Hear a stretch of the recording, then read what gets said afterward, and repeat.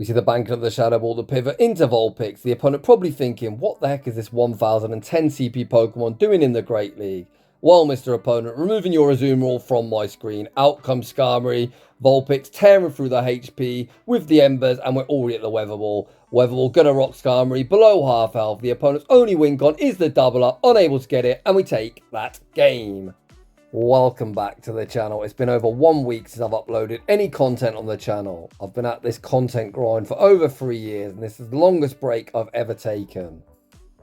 Not only have I not been uploading, last week, if you take Monday to Friday into account, the only time I opened the game was to set my auto catcher on the way to work, to catch a few bits and bobs and just keep them streaks etc going. I then returned to battling this weekend, streaming on my Discord, the Shadow Hub. Shout out to everyone who's a part of that community. It is without a doubt one of the best PvP communities anywhere, and it's linked down below. And what I realised at that point is I actually don't like this game anymore. I am so bloody fed up. In the very first battle I played, I managed to get one turn bring in. I very quickly reminded myself why I'm so annoyed at this game. I thought perhaps it's not actually that bad. And we're about 1 minute into my first battle, and once again we're hit with that very inconsistent game mechanic. Whilst I'm still a very small content creator, we've got a decent following on YouTube, Twitter and even Facebook, where Fight Club is at almost 26,000 members. I always try and use that reach to try and reach out to Niantic/Scopely and get them to address these game state issues. And I'll be honest, they don't give a crap. And I actually had a very funny interaction with someone on Twitter the other day that you can see on the screen. This person asked, do I do anything other than cry? Because I am without a doubt one of the most vocal members of the community addressing game state issues. Well, firstly, you were looking for your 5 minutes of fame, so here it is. And secondly, I can do something other than cry. I can address internet trolls. Let me just tell you, buddy, from the bottom of my heart, I think you're an absolute knob. The game state's been pretty poor now for around 5 or 6 seasons, and honestly, I'm tired. I am so tired of complaining. I have zero motivation to play. Zero in-game goals. However, there's one thing I still enjoy about this game, and that is shoutcasting some insane battle submissions. Speaking of which, today's video is probably the most insane battle submission, not only that I've ever received, probably the most insane team I have seen anywhere. Even Callum on Toast would be like, holy crap, what is this shenanigans? Today's featured battler, PvPatrick, much like myself, was enjoying a very long layoff from the game. He's recently returned, starting this season incredibly late. At that point, you've got two choices. You can either try hard meta team and then try and flex on Twitter saying you hit legend in like 300 battles, or you could try and level the playing field, and he has gone for the fun option number 2. Today's battle submission is nothing short of absolutely ridiculous. We have 3 perfect 100% IV level 50 shadow Pokemon. Vulpix actually best buddy boosted all the way to level 51, and it's still just about cracked at 1000 CP. These battles are actually his very first battle, so he's going to be playing from rank 1, which of course we know is going to be the Wild West. He might see some nonsense, he might see some meta, who knows, but what I do know is I cannot wait to shoutcast. And all that being said, without any further ado, let's get into the battles. And in game 1, Patrick leads his fully maxed out Shadow Drifloon into Amoonguss. Not fantastic. I was expecting them also to be on Astonish, but this one is on Feint Attack that also hits us for super effective. Undeterred, Patrick gonna farm up, fire off the Icy Wind goes unshielded, but then pivot into Vulpix, hopefully not catching a foul play. Foul play is non-stab, with our pathetic stat product would probably do a lot. Thankfully it is the Grass Knot. Not entirely sure why you would Grass Knot a flying and ghost type, but it is what it is. Okay, Blissey in the Great League is certainly a very interesting choice.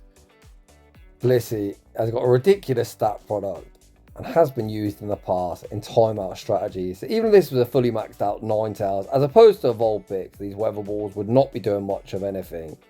However, as I say that, Vulpix spamming out Weather Ball after Weather Ball and actually able to force a Protect Shield. You can see it, as this is rank 1, the correct play from the opponent would have been to fully farm down and not dump their energy at such a low health mon. We're of course not complaining. This sets up Aaron to hit the field of play, massively over farm. It looked like we attempted a Metal Sound farm down, recognising that Blissey's never ending HP wasn't budging, and we opt to fire off the Rock Tomb. Out comes Registeel running Rock Smash. Please for the love of God, if you're going to run this basic bitch tin can, at least run Lock On. You could run Metal Claw, not that I think that's the correct move, but anything is better than bloody Rock Smash. Patrick still with 2 Protect Shield, 2 hard behind, going to elect to no shield this. I was expecting something random like a Focus Blast, but I do fire off the Zap Cannon, removing us from the field of play. We're able to resist it, Metal Sound farm down, and we end battle number 1 in a very nice 2 shield flex. Heading into the next battle, we see somewhat more of a meta team, although I'm going to hold that for, let's see what the opponent's got in the back. We shield up the Discharge, fire off 1 Astonish and the Icy Wind for optimal fast move timing, of course. Using a 3-turn move into a 2-turn move, it's nice and simple, just throwing an odd number. If you are the Pancake in this battle, you want to throw out 1, 4 and 7, not 3 like the opponent, as all they did there was give us a 3 Astonish. Despite the opponent throwing on alignment, they clearly have played the game before, as they make a very, very nice Icy Wind catch onto a Azumarill. Our backline today is ABB weak to water. So Patrick, happy to stay in, going to shield up the Icy Wind. He's then going to overfarm, and I imagine full send a Shadow Ball. We actually bank a bucket load of energy and attempt to catch an Ice Beam onto Vulpix. Unless they're running Hydro Pump, everything should be resisted. The opponent fire off the Icy Wind. That is resisted. Vulpix withstands the damage, fires off 1 Ember and the Body Slam. Body Slam forces the opponent's final protection. They pivot back out into the Pancake. The Pancake is going to get outpaced. Vulpix fires off the Weather Ball. Weather Ball isn't quite lethal, but we are able to Ember farm down afterwards. The opponent had a charge move there, potentially looking to Mud Shot farm us down, but unable to achieve it. Drifloon re-enters the arena, goes straight for the Shadow Ball. Shadow Ball removes Azumarill from the field of play, and out comes Altaria. Aron couldn't ask for a better matchup in the back. The opponent can only hit for resisted, whereas we can hit for neutral, and of course, massive super effective with that Rock Tomb coverage. Rock Tomb almost picks up that 1-hit KO. Nothing they throw will hit for anything other than resisted. We're able to tank the damage, Metal Sound farm down, and we will be emerging victorious.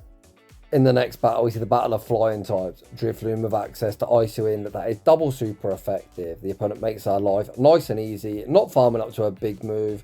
When I say a big move, I mean acrobatics. So they farmed up to an energy ball. We'd of course be very happy to tank that damage. We fire off the Icy Wind, the opponent withstands the damage, we pivot into Vulpix, attempting the snipe. Snipe attempt unsuccessful. This move is debuffed. The debuffed Aerial Ace doesn't do much of anything, and Vulpix does get a very nice Ember farm down. The opponent sends out Swampert. I'm not actually sure if a resisted Weather Ball does more than a Body Slam. Body Slam nowadays, a pretty garbage move. They probably do similar damage. This time we are going for the Body Slam, so I guess we can compare here. Yeah, it looks about the same, to be honest. According to PvPoke, a resisted Weather Ball does 17%, whereas a Body Slam does a whopping 20%. Both pretty pitiful.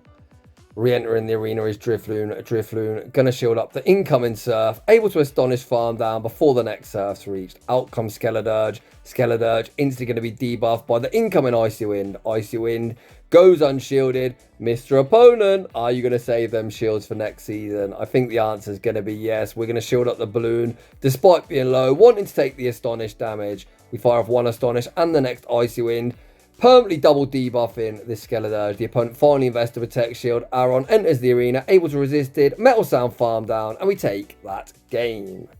Heading into the next battle, we see a fantastic lead. The opponent goes straight for what should be an Aerial Ace, potentially a Leaf Tornado. It is a Leaf Tornado, which is a very, very easy tank for us. Drifloon gonna farm up, return fire with the Icy Wind. Icy Wind gets no respect, but instantly rocked into the red health. We then once again send out Vulpix in an attempted snipe attempt. Unable to snipe before the Leaf Tornado is reached, but the Ember does sneak, and down goes the Grass Snake. Out comes Flygon. So much like the previous battle, Body Slam would do slightly more, not much more, but all additional damage is always welcome. Unfortunately, just missing out on the next move, and this Flygon is still going to be a problem for us. PvPatrick sends back out the balloon. The opponent spamming the charge move. This is likely a Dragon Claw. So kind of unfortunate we didn't send out Aron. Patrick then attempts to catch the Dragon Claw onto Aron. Catch attempt unsuccessful, so the instant shield deployed. The opponent not messing around. Full send the Scorching Sands that would have very easily one-shot Aron, vanquishing it back to its Pokeball. Out comes Typhlosion. Aron goes for the kill shot, firing off the Rock Tomb, forcing the first Protect Shield. We just set off for the Body Slam. If the opponent call this, it is game over. The opponent invests that Protect Shield and instant throw. I think the opponent's throwing the match. Blast Burn picks up the 1-hit KO. Drifloon able to outpace to the Shadow Ball. Firing off 2 Astonishes and not taking the Incinerate damage. Down goes Typhlosion, back out comes Flygon. Flygon gets Astonish Farm down, and we take that game. Heading into the next battle, once again, we see a Flygon in the lead position. This one is running Mud Shot, which is definitely better for our Balloon, but a lot worse for our backline. Well, let's be honest, Flygon in any capacity is awful for our backline. We're going to fire off the Icy Wind. We actually see an undercharge, anticipating a potential no-shield. The opponent, nah, I am definitely respecting the damage. As they're debuffed, this Dragon Claw shouldn't do too much. We actually tanked that far better than I was expecting. We see PvPatrick like an absolute mad lad. Pivot into Aron, who sends their Rock and Steel type into a loaded ground type. PvPatrick, that's who. Out comes Rock Smasher Azumarill. Rock Smash Azumarill, certainly not the source. So if you are newer to the game, don't just select Pokemon you think are good. Go over to PvPoke and ensure they're on the right moves, as Rock Smash Azumarill is pretty awful, although actually pretty good against our Aron. We send back out Drifloon, attempt to fire off the Shadow Ball, but unfortunately we come in a turn late, meaning we're unable to get that move off. We bank the Shadow Ball, see the pivot into Vulpix. The opponent completely bamboozled by a 1010 CP Pokemon. Vulpix, waste no time. Firing off the Body Slam, removing Azumarill from the field of play. Out comes Skarmory. Skarmory going to be greeted with the Weather Ball. The opponent's only win con is the double up, but Vulpix will not be denied. Going to fully Ember Farm down, and we take that game. Heading into the next battle, we've got a blast from the past, at least on the opponent's end. Skarmory. It's kind of had 2 reigns in the Great League. In the early seasons, it was great, mostly due to its typing. They then give it Steel Wing. It's completely busted for all of like 1 season before it very quickly got nerfed.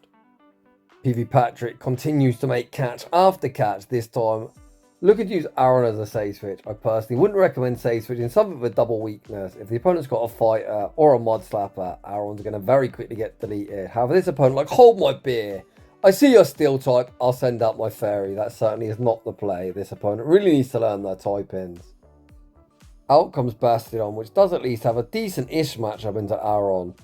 The Metal Sounds that do hit for neutral, but Aron can't really hurt it, as the Rock Tomb and the Body Slam are both going to be resisted. Or the opponent chose to shield the first Rock Tomb, the second one goes unshielded. The opponent has no shield and really doesn't do much of anything. Likewise, these Smackdowns doing minimal damage to Aron. Aron applies yet another debuff to Bastiodon, but of course the opponent should pivot out and just reset that debuff. As a triple debuff, do we now survive a Stone Edge? Patrick says yes, and the opponent actually throws the Flamethrower. Why? I'm not entirely sure. It looks like Patrick looking to save all the shields he can for next season, willing to let the balloon go down and put it all on Vulpix. Where else are you going to see Vulpix? Farm down a Bastiodon? Probably never. Back out comes Skarmory, and we all know how this one's going to end. We reach the Weather Ball. Weather Ball removes Skarmory from the field of play, and we take that game. That is going to bring us to the end of set number 2, where Patrick continues to navigate the trenches in style, going a perfect 5-0. Heading into the next battle, we see Rhydon in the lead position. These Mud Slaps are double resisted, as flying does double resist ground. The opponent save switches into Amoonguss. Amoonguss instantly treated with the debuff, with the Icy Wind, and here comes Vulpix. Vulpix wastes no time, goes straight for the Weather Ball. Weather Ball forces the opponent's final protection. I think we're kind of obliged to shield this up. Patrick, like, no. If we get Aron aligned with Rhydon, we are in so much trouble. Why would you Grass not there? Trainer. Whatever the second move is. Foul play, Sludge Bomb. I don't even know if it lands anything else. Just throw that bloody move. We get a huge amount of lag, so I'm guessing the opponent has probably quit the app. This is rank 3. And the opponent's probably thinking, this is why I don't play this bloody game. The algorithm's always out to get me. Yeah, I think they've definitely left, as Rhydon still isn't attacking. We fire off the Weather Ball. Oh, they're back. No, it's actually Rock Smash. It's not even Mud Slap, and then Rock Smashes are actually triple resisted into the balloon. I didn't think it'd get any worse for Rhydon against Drifloon. However, Rock Smash does make you arguably even worse than if you're running Mud Slap. What the hell is that thing on my screen? I guess it doesn't matter, it's very quickly straight in and straight out, and we're moving very quickly on. Galarian Weezing is certainly a problem for us. We pivot into Vulpix. Can Vulpix tank a charge move? Let's see its bulk. Oh my god, that Sludge almost picks up the one-hit KO. Vulpix holds strong, reaches the Weather Ball. It's kind of hilarious that opponents are shielding from a 1010 CP Pokemon, but we're not complaining, we'll take our shield advantage. As that mid-game matchup was so quick, whichever Pokemon Patrick elects to send out will be switched locked. We send out Aron, the opponent could have Overheat, they could be single moved, who knows. Oof, they do actually have the Hail Mary. Good job we shielded, that would hit for neutral and a lot of neutral damage. Out comes Skeleturge instantly greeted with the Rock Tomb forces the opponent's final protection. We pivot out into the balloon, able to outpace by a single turn. Shadow Ball, going to be removing Skeleturge from the field of play. Get that alligator off my screen. I think they're actually a crocodile. Speaking of alligator, this one's definitely an alligator, and I think we're throwing this match here. I think we should have committed to the Shadow Wall. It looks like we definitely would have made it, and now I think we're just going to get double Hydro Cannon, and we are going to take our first loss of the video.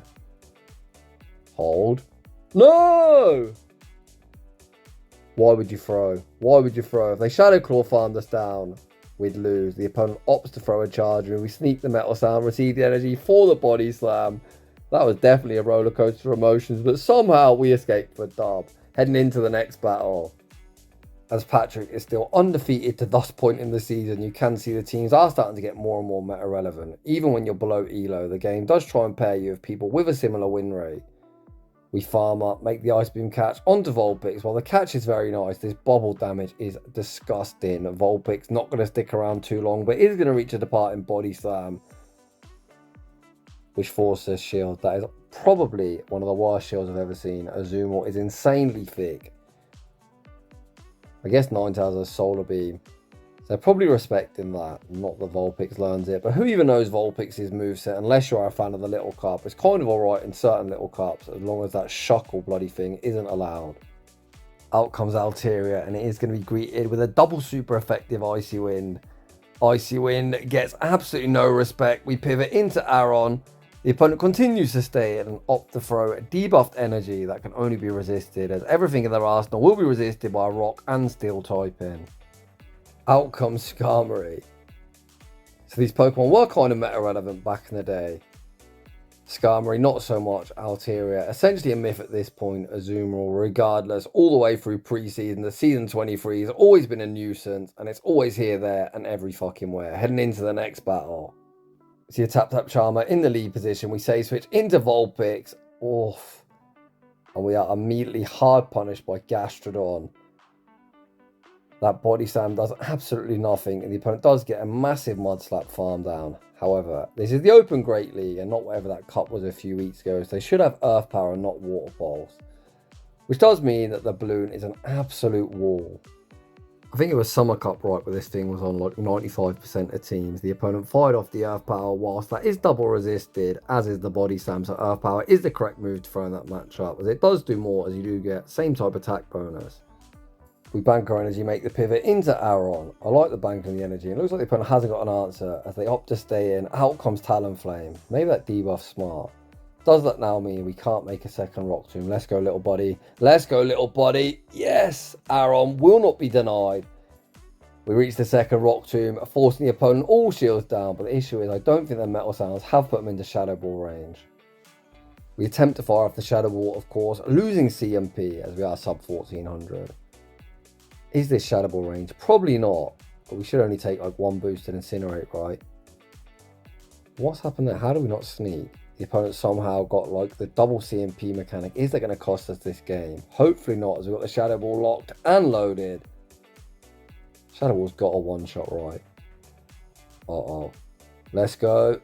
Oh, it ends in a tie. GG's to both trainers. Heading into the next battle, see Chestnut in the lead position. Is this going to be the classic no bonfire head team with Drapion and Typhlosion? That'd be mad if we saw that at like rank 3, right? Opponent fire off the Frenzy Plant, then pivot out into Azumarill. So it isn't the line that I love to run, but it does seem pretty meta relevant. Aron, of course, does share the exact same typing as my least favourite Pokemon in the world, Bastiodon. So unless they've got Hydro Pump, despite the bubbles being super effective, we completely wall the energy. They have farmed up to the Hydro Pump. Have they got it? Yes, they have. Aron gets one shot, although switch advantage isn't that important to us, as regardless of where Chestnut's aligned, both our Pokemon do a favourable matchup, so Patrick is down a Protect Shield. Out comes Pidgeot. Pidgeot going to be greeted with the Icy Wind.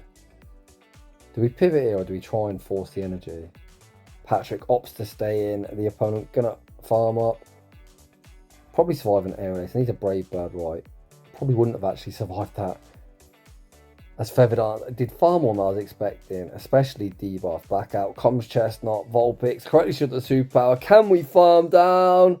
Yes, we can. Pidgeot has 2 shields. Potentially still could have won that game, but the opponent doesn't want the smoke and they concede the match. Heading into the next battle, the absolute dream lead. The opponent pivots into Bastiodon, and here comes Aaron. This battle of rock and steel types. We're hitting the neutral with a quick move.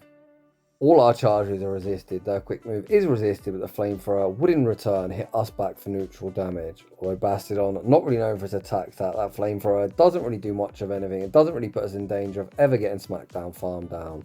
Aaron gonna fire off yet another Rock Tomb, now forcing a 2-stage debuff on Bastiodon's non-existent attack. We should be able to survive this next flamethrower. However, can we Metal Sound farm down? We actually see the Simor swap. Holy, what anticipation. The opponent tried to snipe down Aaron's remaining HP.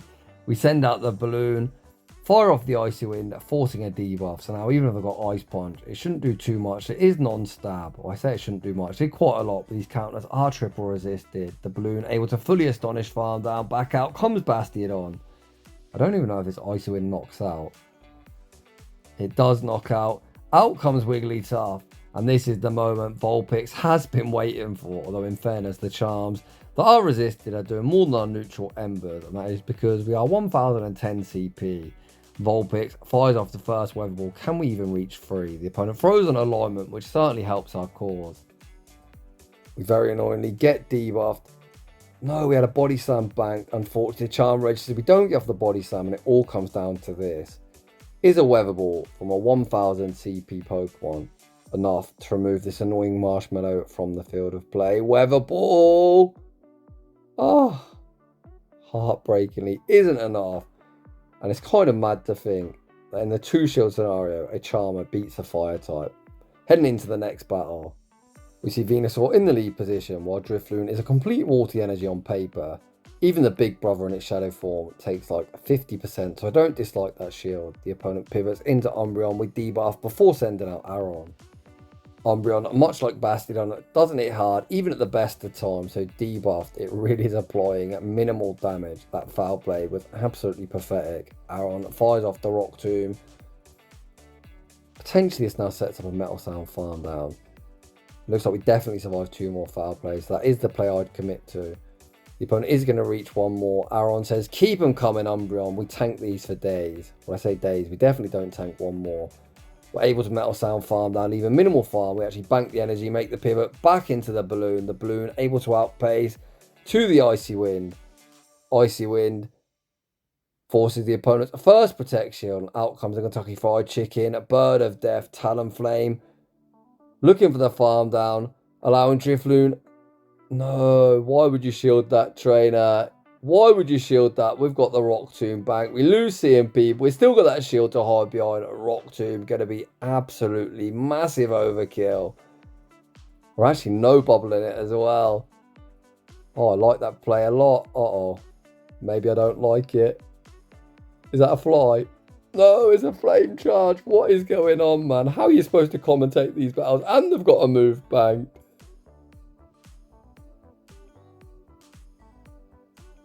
I don't think Body Slam's enough. I am so bamboozled. What the heck is going on? No, Body Slam does get the knockout. I guess that brings us to the end of the showcase. Honestly, in that last battle, I'll be the first to admit I had no idea what was going on. But what a crazy team. What a way to start the season. If you're going to start the season late, try this method. Run some fun, crazy XL Pokemon, because it certainly makes some of the early ranks a lot more entertaining. A huge thank you to PvPatrick for investing 2 million Stardust to bring us this showcase. I'm aware that today's video is a bit random, however, to be honest, I'm so bored of seeing meta. This is the kind of nonsense that I live for, so I'm very appreciative for the submission. If you enjoy the content, smash that like button if you're new. Consider subscribing if you'd like your battles featured on my channel. A link to our battle submission form is down below. And as always, a huge thanks for watching, and I'll see you all in the next one.